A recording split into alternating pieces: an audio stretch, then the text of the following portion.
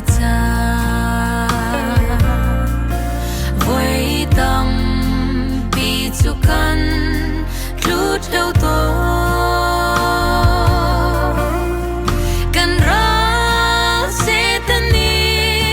thir chiếc chín in a căn xoay xoal nak thô ngã căn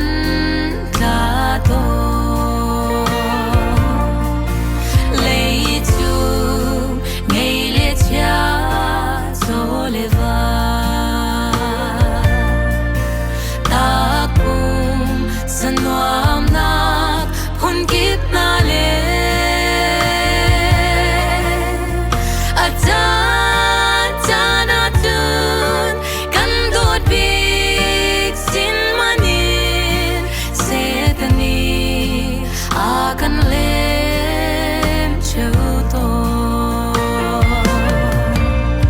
Siseh kan mi khrihfa mi tu adonghnak tiangin kan der balo kan pawngkam ahcun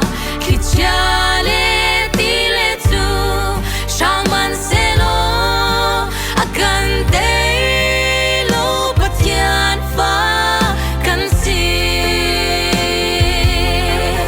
akan kham tu boy khrithonak thongin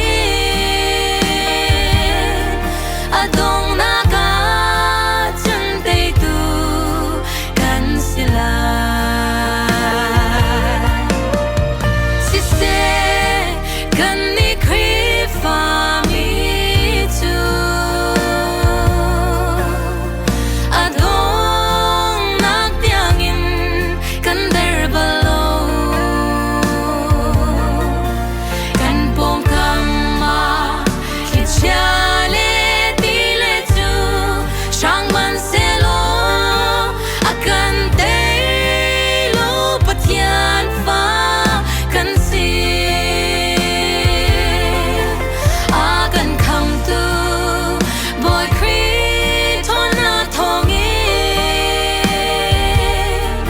adonghnak ahcun Teitu kan sila adonghnak ahcun Teitu kan sila